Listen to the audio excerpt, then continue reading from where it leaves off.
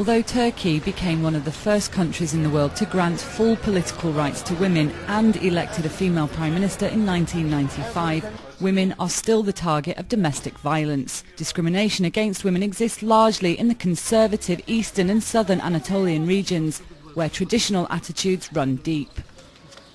Although many NGOs have been busy to improve women's lives, women's rights groups are concerned about a new constitution being drafted by the government.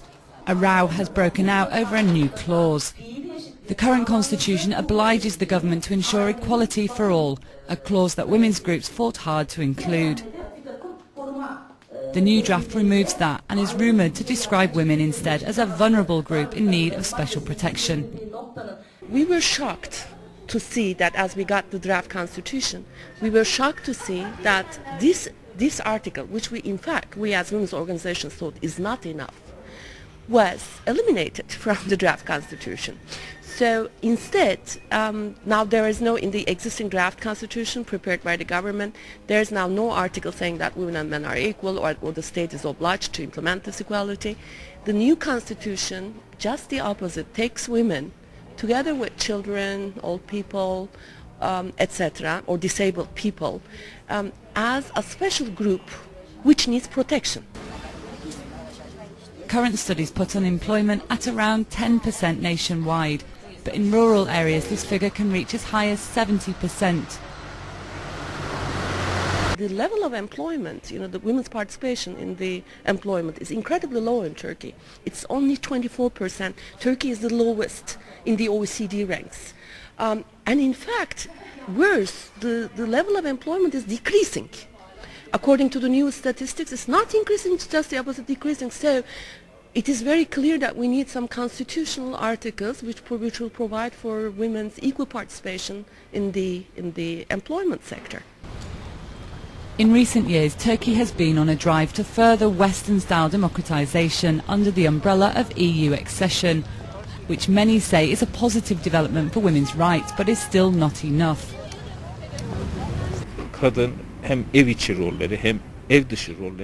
Women with their roles both at home and in the workforce tire more easily than men. So we have to work not only to increase their efficiency, but at the same time to increase their status in society. We must teach women to appreciate and recognize their work. Government initiatives have allowed various NGOs to engage in campaigns to aid women who have no voice and gain some independence.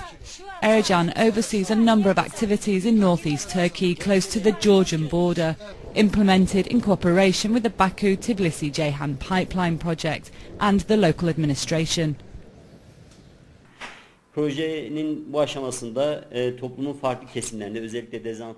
Our target people are those who live in rural areas, but of course we try to reach the most needy.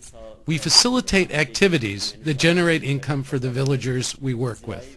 Presently, we help many different villages with a special focus on women, because here they are defined as a disadvantaged group and we help them experience change. IBC is an ambitious example of Turkey's bid to not only improve women's economic status, but also to secure a future free from old attitudes. Last year I joined the project and my friends said don't go, but now they're jealous, and this year they want to do my job. I took the beekeeping course and told my friends to come with me, but they said my husband won't let me. After they saw my success, they all wanted to do the course. I was the first to do this in my village and then everyone wanted to do it. Not only changing the ideas of other women is paramount to its success, but setting an example to other men is also important. My husband supports me, he digs the soil and he's very helpful. I couldn't do this alone. Before we were farming without any knowledge, but now we're proud that we know how to do this job better. This makes us very happy. Infrastructure projects are also changing the lives of women. Women now receive running water for the first time in their life. We used to have a bucket and carry the water from across the village. After the water came, we went to the city and ordered our kitchen. It took us the summer to complete it, and now, of course, I'm very happy. We have water and electricity and live like city people now. Before we used to wash our clothes by hand, but now we have a washing machine and housework is easy. Women's groups fear that these efforts may have been made in vain should the new constitution reverse recent gains for women, a reversal that could set women's rights back years in Turkey. In the past 2 decades, including in the legal reforms, there have been huge steps towards equality. In fact, according to the existing legal situation now, women and men are really equal when you look at the law.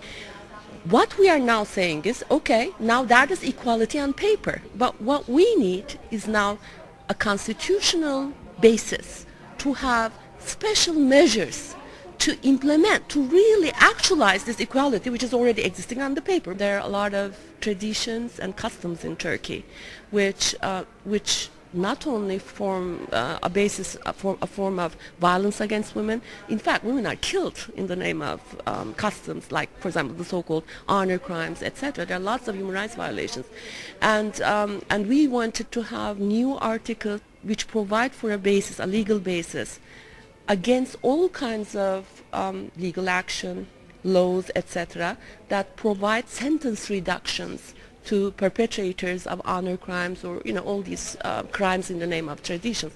Turkish women are hoping that their daughters will reap the benefits of their struggle for equality secured by a new constitution. Jodie Sobral, Press TV, North East Turkey.